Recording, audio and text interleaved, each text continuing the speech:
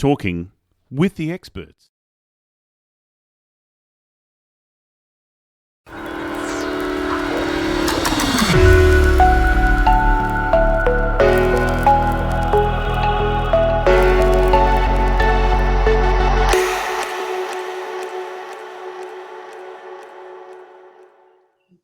Hello and welcome to Talking with the Experts. My guest today is Marc-Andre Roubaud, and he is going to talk to us about Release for Life business coaching. Hello, Marc-Andre, how are you? I'm very well, and yourself? And thank you so much for the opportunity to have a chat. Really appreciate it. Thank you so much. My pleasure. Lots of gratitude. My pleasure. Now, so your topic today will be working on your business rather than in your business. So tell us a little bit about that. The old classic. Well, from what I've observed and what I've experienced and seen so far, and what I experienced, my parents had a small business. So my parents migrated to Australia and created their own business. So I saw my parents working extremely hard in their business, but not necessarily on their business. So that was the first tidbits of realization I had as a child growing up, that they were very busy and probably caught in the hamster wheel, trying to operationally trying to make ends meet. And there's probably opportunities that come along their way and that they didn't grab because of they didn't see it, or it just wasn't the right fit. But there was lots of opportunities that came their way.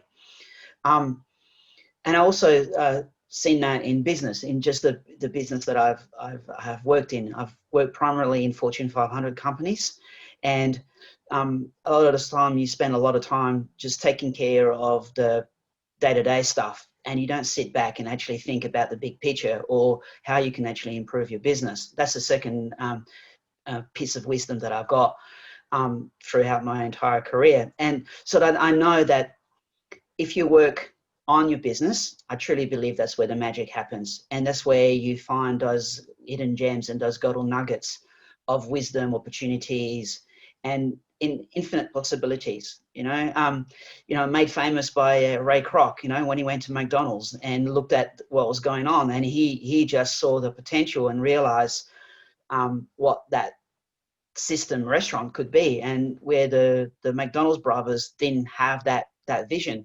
And Ray Kroc took it to, what we know now as to be one of the most successful business worldwide, because he saw the opportunity and he worked on the business, not necessarily in the business, and he took it to the next level.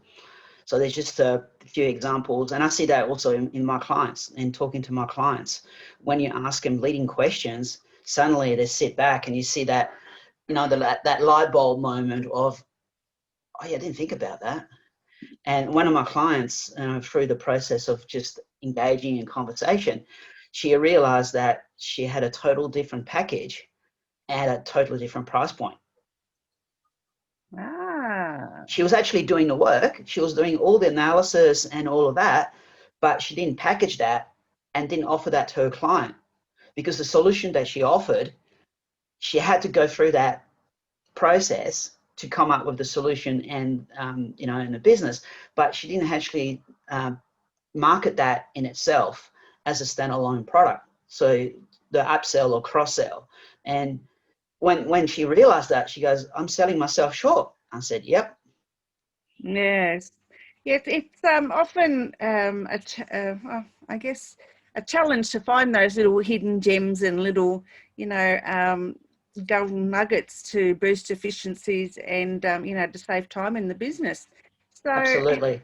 Yeah. So how can someone in business, find those golden nuggets and little gems? Well, there's the things that you can do yourself, right? There's the classic, in one of the tidbits, and is to actually have a schedule where you actually organize and prioritize out your time. And one of the key things is, 80% of your revenue is going to come to 20% of your actions. So really understand where your revenue stream comes from and focus on what actually makes money for you. Where are you actually creating the wealth of your business or in your life? Where you're actually spending your time, where you're getting the best results for your time. just doing that alone can highlight a whole gamut of stuff, depending on where you are in your business and what you're doing. Another one is actually reviewing your cost structure. If you look, you'll find, and it's amazing. You know, I had clients that, you know, they thought they had money issues. No, it was just their misappropriation of funds. And, you know, that coffee that you have every day, it adds up, right? Or the thing that you do in your business, you know, can you get a better quote somewhere else? And the little 2%, 2 to 5% across your business, across multitude of processes, can create thousands of dollars worth of saving to your business, or depending on what you're doing, can you gain time efficiencies? And, you know, it's the little 1%, 2%, 5% here or there that are cumulative, can make such a difference. And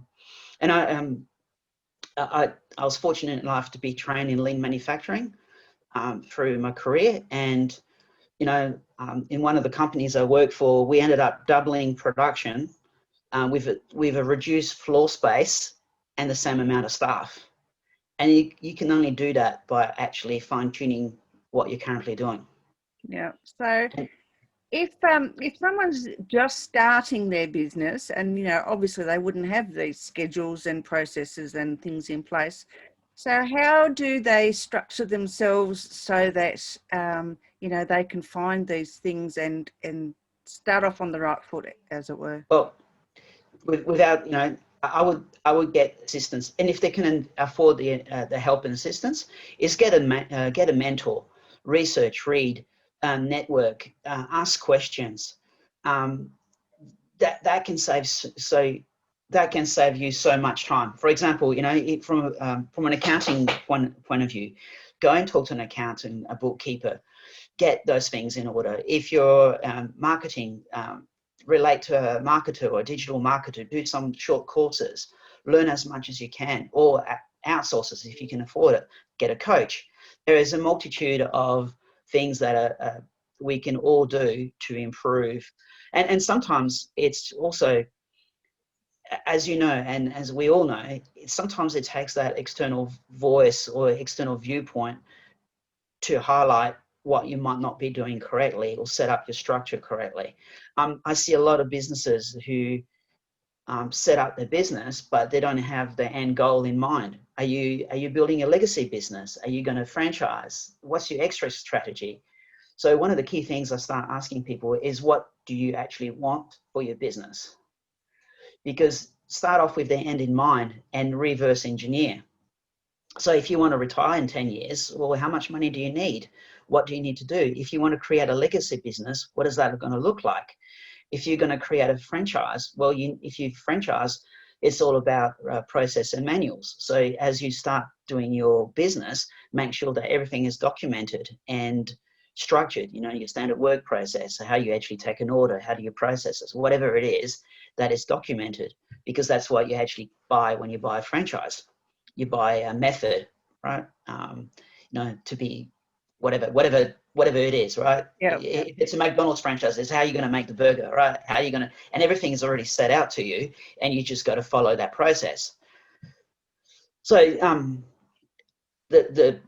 in a nutshell, is learn as much as you can, and you know, don't try to do it by yourself, because you're going to struggle, and you're going to make maybe you're going to make mistakes. People have already made those mistakes, and there's plenty of them out there, and it's the internet is full of information. Gather as much information so that you can structure your business to save you time, money, and effort, and sweat, and frustration, because as we all know, it's challenging enough, right? So you want to make it as easy as possible, and one way of doing that is seeking support and help from others. Yep. So even with a person who is the only person, so they're a sole trader, would you advocate for standard operating procedures and, you know, writing? Absolutely. Yeah. Absolutely.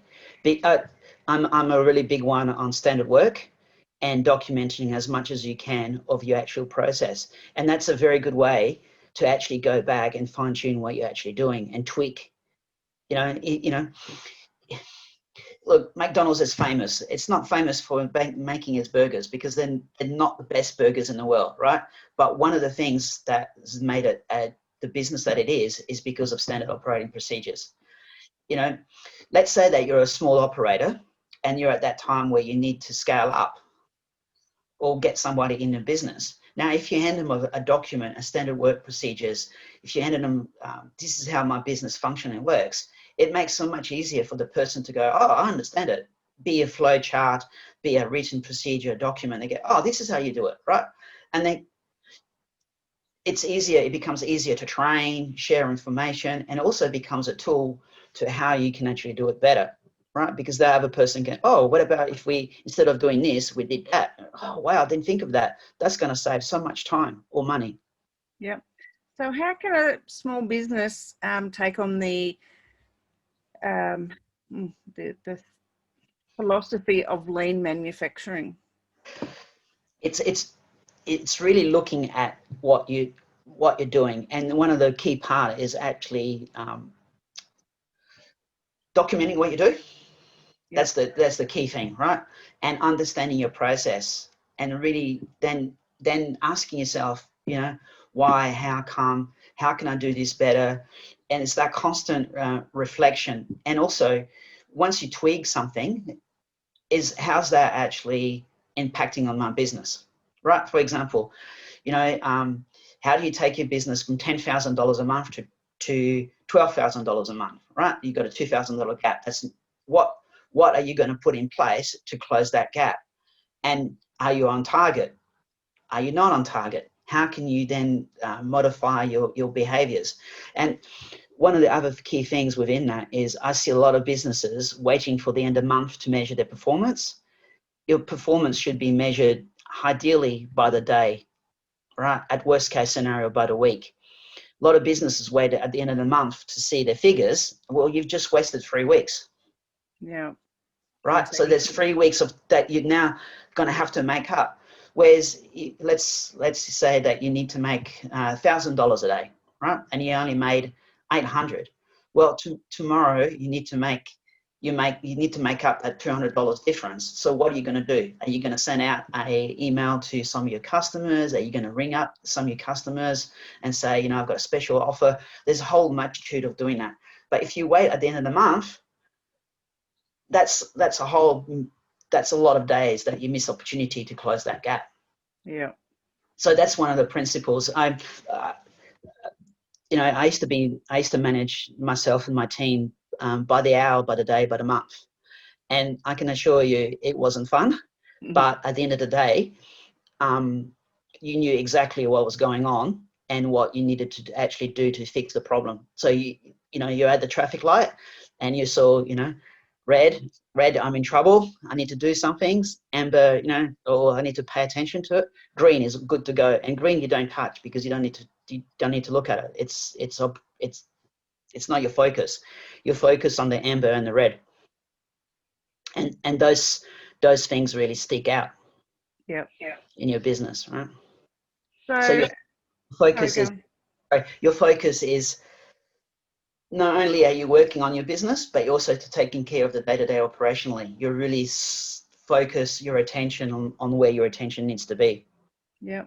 So I know that you used to have a training thing, and I know we discussed that before we started this discussion, but can you tell me a little bit about the training package and what it actually involved? Because I know you trained by Benjamin J. Harvey, who was the co-founder of Authentic Education. Yeah. So can you just tell me a little bit about that? So the training package that I had was outside of Authentic Education, but it was a do-it-yourself course. So, but going back to the question you asked me, how can someone is starting out minimize their risk and maximize their potential? Well, there's a lot of things out there, and that package was one of them, where you can actually go through a course, self-taught course, where it will tell you the importance of having your ideal avatar. So who are you trying to serve? What's your point of difference? How are you going to communicate that point of difference? So it was a taught yourself program where you would go through all the necessary processes to create your business, the fundamentals, right? How many business owners do we know when you ask them who your ideal avatar is? And I have had a extreme range of responses. One of them was, well, the person that walks through the door. Right. Great. Yeah, righto. Yep. But that person, if I was to stand there all day long and have a look at everyone, they would have a specific characteristic. They would be within a certain demographic, a certain age bracket, right?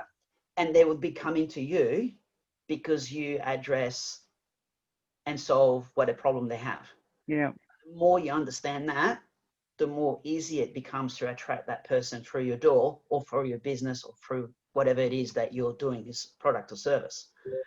So that's one of the fundamentals of how that package could help a small business owner starting out, how to actually construct that, or at least start thinking about it, and then how to communicate it, the language to use, what templates to use, what tools to use. Yeah. So rather than going out and trying to do it all on your own and then doing all these things and finding out that not all that stuff works. Yep. So how does one calculate their point of difference, I guess, as a small business owner, especially if they're, they've got their avatar and everything and they've worked all that out, but how do they work out why their business or their offering or their service is better than somebody else's? Why should someone buy from them? So what is their point of difference and how did they work that out? That is the fundamental question, right? And one that I'm still ongoing myself, right? And developing as my business is growing and I'm a little bit down the road.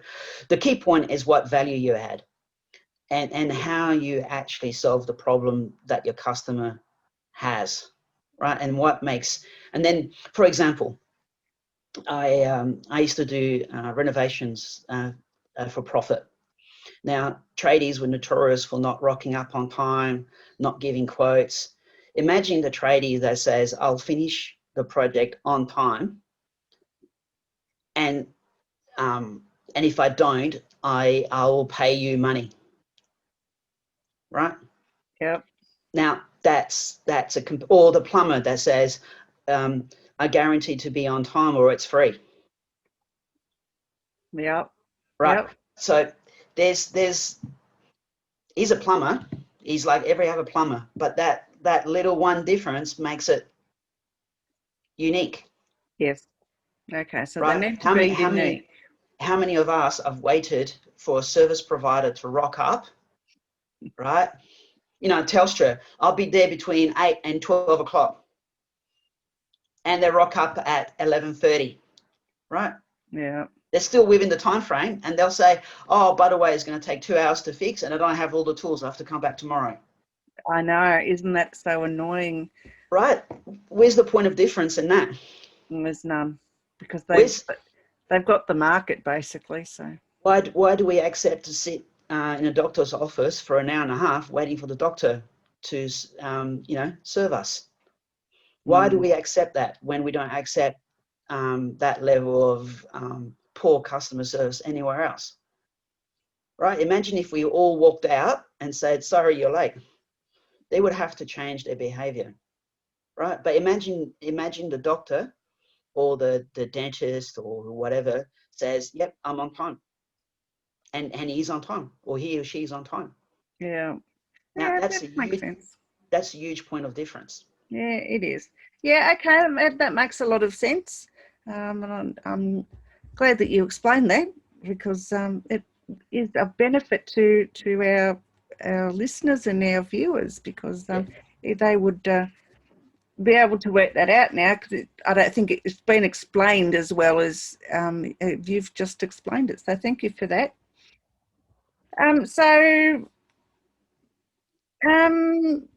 What's effective yet tools and techniques and strategies can you give us that brings awareness to